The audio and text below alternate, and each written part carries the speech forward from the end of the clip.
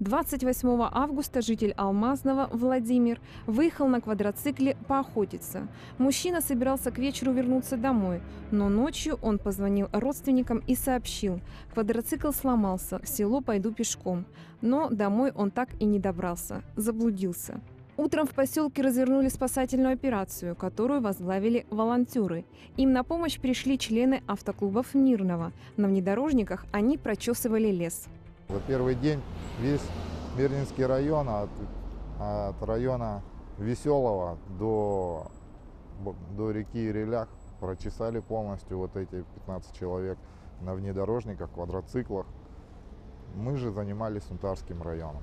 Сложности заключались в том, что, во-первых, местность сама по себе, очень много профилей было, где он мог заблудиться. И сложно было, что надо было прочесывать очень большой участок. 3 сентября к поискам должна была подключиться авиация службы спасения. Но на земле пеленгует сигнал мобильного телефона пропавшего, и спасатели получают отбой. К поискам в заданном районе подключили беспилотник с тепловизором, но тщетно. Квадроцикл находился в районе Кантагорова. Но перед этим Володя связывался.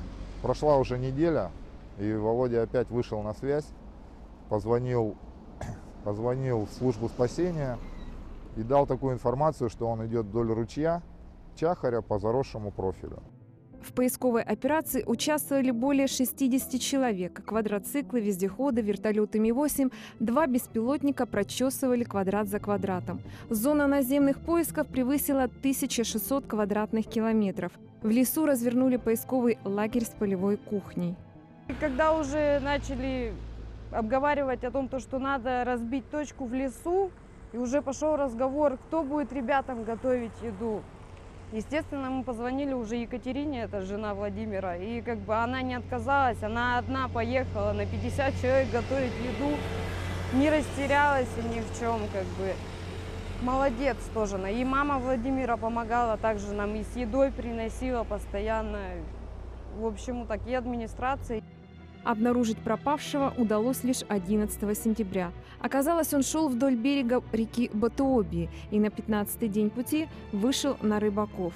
Мужчину доставили в Светлинскую больницу. Врачи диагностировали у Владимира истощение, но общее состояние оценили как удовлетворительное. Сейчас мужчина проходит восстановительную терапию, а волонтеры решили подарить ему навигатор.